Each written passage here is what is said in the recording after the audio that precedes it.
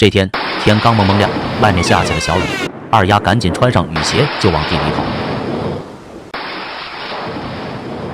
人齐了吗？齐了，咱们就走吧。等吧，还有龟孙，刚才我打他家坡的时候喊他了，已经起来了。现在地里种的不仅仅是大蒜，还是全村的希望。到了地里，二丫他们需要赶紧把田沟里面的积水清出去，大蒜不能泡着。清完地里的活，二丫就赶紧回到了老宅。这时候吕婆婆吕爹爹也刚好把鸡蛋拉回来。吕爹爹一会您去镇上的时候，帮我把这包糖果还有这20双胶鞋交给万婆婆。胶鞋是二丫从现代劳保店批发的，今年春天雨水多，雨鞋应该很好卖。送走吕爹爹他们，二丫换上现代的衣服就赶紧去了现代。二丫今天的任务就是把书单上剩下的书找齐。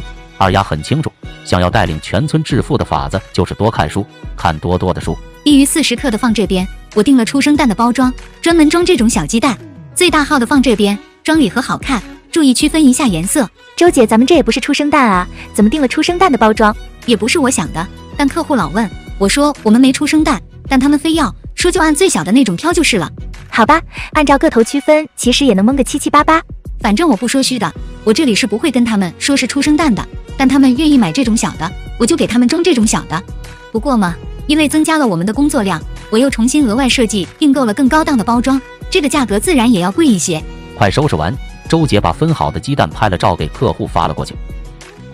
周姐，我们村的后山跟河边、田边有不少野菜，新鲜，可以说纯天然，但卖相不太好，毕竟是野生的，品种和数量也不能保证，唯一就只有新鲜。咱们要卖吗？品种和数量不确定的话，那没办法批量卖，不过可以跟之前的虎头鞋一样做活动。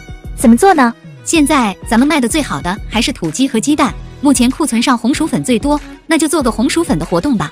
这段时间郊游和踏青的人多，我准备过2天找个踏青的地方，煮一些野菜红薯粉卖，就做成酸辣粉那种形式，但里面加点新鲜野菜，1斤干粉送1把野菜，不适合烫粉的我看看能不能做凉拌小菜。周姐，你真聪明。店里的事刚处理完，周小玲就跑了过来。走，吃饭，我快饿死了。你们是不知道啊，这次过年回家，家里人就一直叨叨说你这过年就27、8了，还不找对象，可咋办？我们那边相亲就跟抢婚一样，上午见完面觉得可以，中午吃饭的时候2家人就能坐一块儿谈彩礼了，等到晚上就能拿钱订婚了。周小玲听了周姐的话，继续在美甲店干了下去，现在已经是资深美甲总监了。这一行有点门槛，但不高，属于谁都能学，上手就能挣钱的行当，以后势必越来越多人，到时候竞争就大了。趁着现在还能挣钱，赶紧抓紧时间捞，等到这行饱和了，除非你有绝佳的审美和技术，不然大多数人都会沦为流水线女工。吃啥？我们今天上午还行，不怎么累，你们中午想吃什么我都可以。去吃春饼吧，他们家还有烤鸭。很快3人开车就到了店里。158的3人套餐少几个菜，而且不送烤鸭，我们3个人还是直接要198的4人餐吧，他们家的烤鸭挺好吃的。行啊，我也好久没吃烤鸭了。二丫特别喜欢和周小玲吃饭，不管是从一开始一起吃盒饭，到现在稍稍有点钱了，都让人有种生活真可爱的幸福感。吃饭的时候，二丫就把书单拿出来了。这是我舅舅家的老人给的书单，周姐、小玲，你们看能帮我买到吗？二丫也没说错，按照二丫的年龄算，于建设现在也该是老人了。没错，舅舅家的老人。二丫要买的这些书好多都绝版了，时间太久了。二丫，你确定你们家老人给的这份书单真的是他年轻的时候看过的吗？那也不一定，毕竟隔了那么久了，可能记错了也不一定。你这上面70、80本书，我能找到的只有不到一半，这一半里面还有不少现在已经买不到了。没事儿，周姐，能买到哪些先买哪些吧。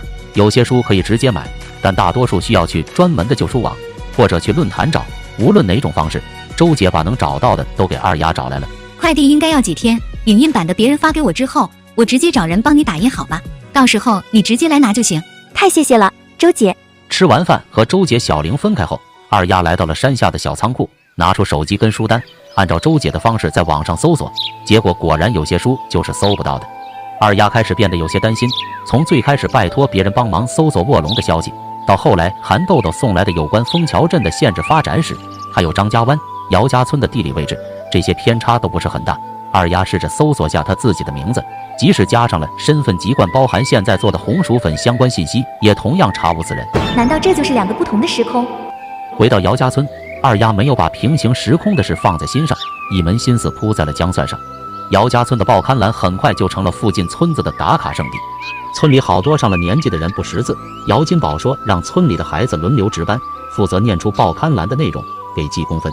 老支书也说了，承包户上交给村里的钱，将来还有一部分要用作支持村里孩子读书的。二丫找到周小玲了解助学贷款的事儿，回来后就告诉了老支书，这个法子好，之前我也想着，这个投开了之后，村里供谁还是不供谁？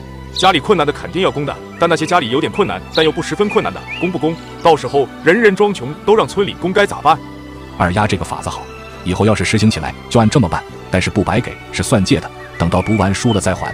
读完书之前，这钱不算利息，读完书1年内还，咱也可以不收，第2年开始就算利息，算高一点。